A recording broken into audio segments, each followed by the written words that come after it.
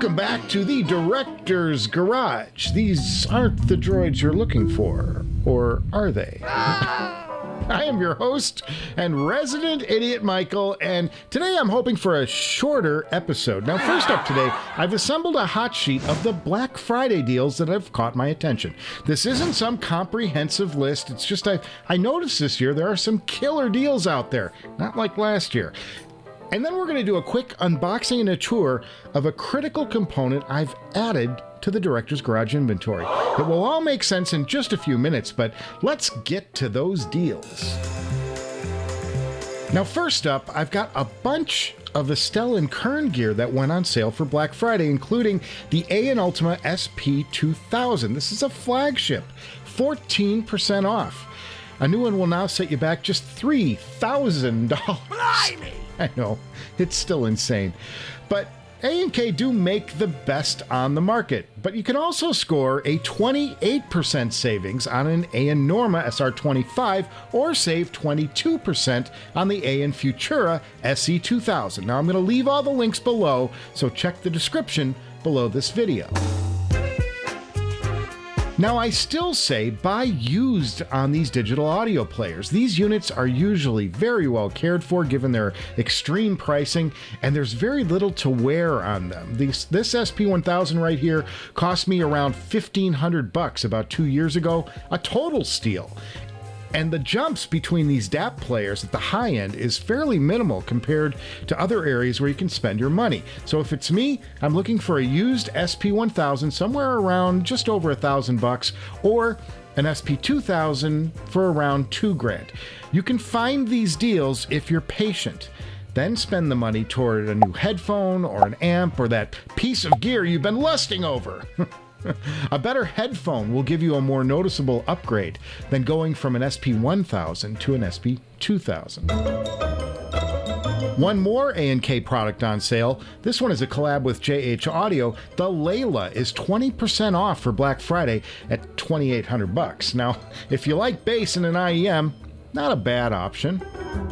Also check out Campfire Audio. They've got a number of discounted IEMs for Black Friday, including the Aria and the Dorado, at around a 30% savings. How about some affordable IEMs? Get this, the Moondrop Aria is at an all-time low, just $68, an absolute steal. And my new favorite, the 7 Hz Timeless, just dropped down to $200.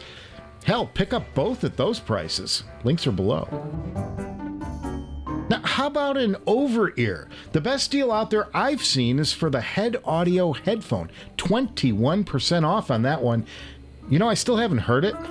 Now, for a budget deal on over-ear headphones, check out the Drop Black Friday deals. $100 off Dan Clark audio headphones. The Aeon Closed X is just $379, and the Open X is $399. But Drop's best deal, at least to me, is the Sennheiser HD6XX at the crazy low price of just $179. That's the cheapest I've seen that headphone ever. It's a great bargain. And finally, I've got one amp deal for you, and that's the Burson Conductor 3X at 15% off. Again, click the link below this video. And those are my Black Friday deals for 2021. Little country there for no reason. Look, I love a deal, and I rely on deals to get me through this channel that's bleeding money like a sieve. So I'm going to throw these deals to you as I find them. I'm going to be perfectly honest. Some of these links are affiliate. I get a little kickback from them, a little love to the Director's Garage, but there are some that I just happened to find. I thought, wow, that's a really cool deal. I want to forward it on to you guys. And check out my community tab. Now, I've been posting these deals on there as they pop up. In fact, you guys voted on that community tab, and it's why we have the LCD5 and the Meze Elite in-house. They were the top 2 vote getters in the poll I posted. So I just want you to know that I listen to you guys. And of course, I'd be remiss if I didn't remind you about our Director's Garage discount at audio46.com. You can get 5% off most of the items they sell using the affiliate link below and entering the coupon code Director's Garage, all one word, at checkout. All right, now that I've saved you some cold hard cash, I'm going to show you how I spent some cold hard cash. It's a new component edition of what's in the box, and we're going to get to it right now. Now, this is something I've really needed in the director's garage for a long time, and I did consider a lot of options before settling on this particular one. I'm completely baffled as to how this is packaged. It's not making complete sense to me.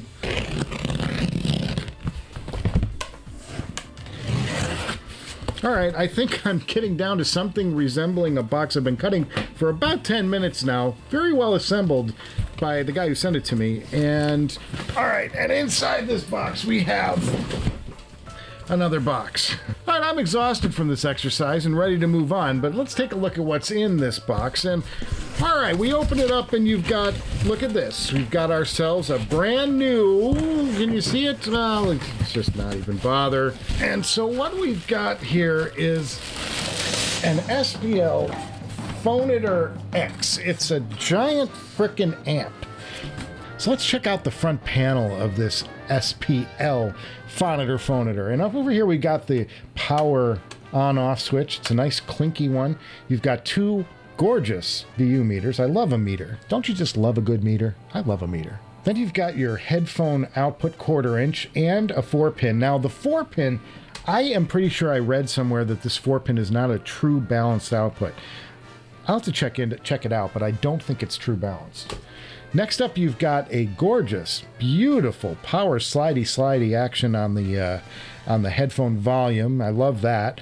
You've got stereo mode. You've got a switch between the speaker output and the headphone output. One thing I have to find out is if the headphone or the speaker output is the best place to amp the Susvara from. I honestly don't know. I can make an argument either way. I'm kind of tempted to say use the speaker output and crank the damn thing.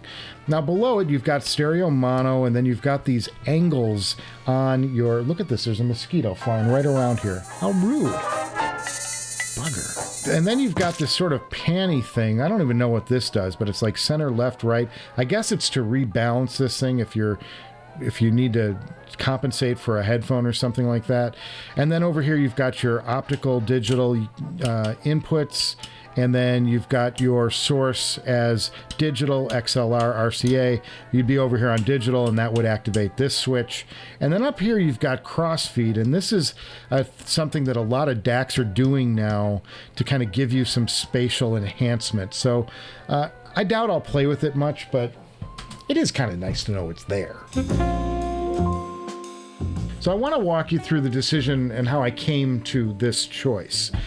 First, let's talk about need. I wanted a solid-state amp with enough power to adequately drive the Susvara.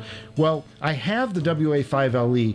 I really don't need another big tube amp. Sure, it would be nice to have a WA33, but really I have kind of the next best thing in the WA5LE, and this WA5 is upgraded with all the best wiring and components. I paid a fortune for it. I love the sound of a 300B tube. Moving up to the WA33 means I'm not just ditching the amp, but it's buying a whole new set of tubes too, and I've maxed the tubes out in this WA5LE with the Western Electrics and the Takatsukis, all that. It makes no sense to me. Next, I looked at solid state options, and the amp everyone raves about is the GSX Mini, but that's underpowered for the Susvara. The consensus best option seems to be the Bakun, but the Bakun is really a one-trick pony amp. I'd be purchasing it just to drive the Susvara. And it really has no purpose beyond that headphone. So it's not the best when I have so many different headphones in-house and I need to drive so many different things. The GSX Mark II was an option, and I love the way that Headamp builds their amps, but I wasn't having much luck finding a good used one.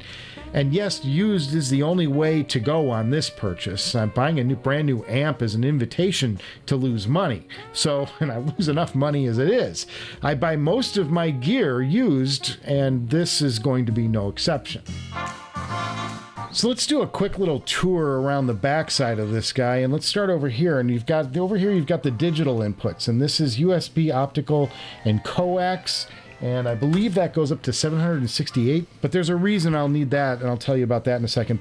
Okay, then you've got your analog inputs, and these are left and right balanced inputs and unbalanced and RCAs, and then you've got your balanced left and right out. Then there are RCA left and right outputs. These are unbalanced, and then you've got a power and a power cord here.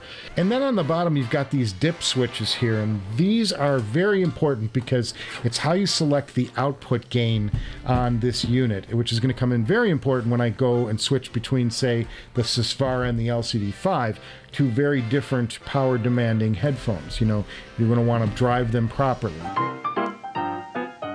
Now, I've heard a few different opinions on the SPL Phonitor X, and some people claim that it doesn't have enough power to drive the Susvara to its full potential.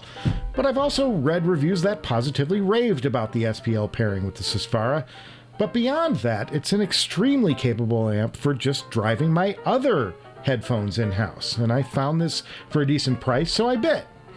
Now, this model does have a DAC, and that's extremely attractive because I'm probably going to have to send my cord gear out at some point, because using the highest resolution on the M scaler, the 768 setting, there is a recurring click in the right channel that drives me absolutely bananas. Now, it's only when you're using that 768K setting, so most of the time I just step down a level when it's not there. But I do want to send it out to get it checked out at some point, and having a backup DAC is a pretty good idea.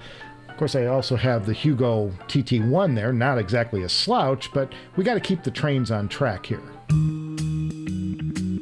So I'll be spending some time with this here Phonitor X, whatever you want to call yourself, sir.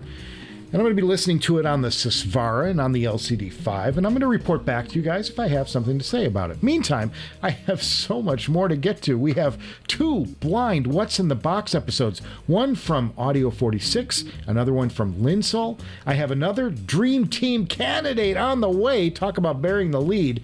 Let's drop some more major cash there. This is really a sickness, isn't it? But I can't wait for that one. I have a shootout coming between the Meze Empyrean and the new Meze Empyrean Elite. I haven't spent hardly any time with them. I feel guilty. Now, I'm getting lots of inquiries about the differences between those two headphones, and I haven't heard enough of them on their own or head-to-head. So much more to get to, and surprises are on the way for sure. So make sure you subscribe to the Director's Garage so you don't miss any of the live action.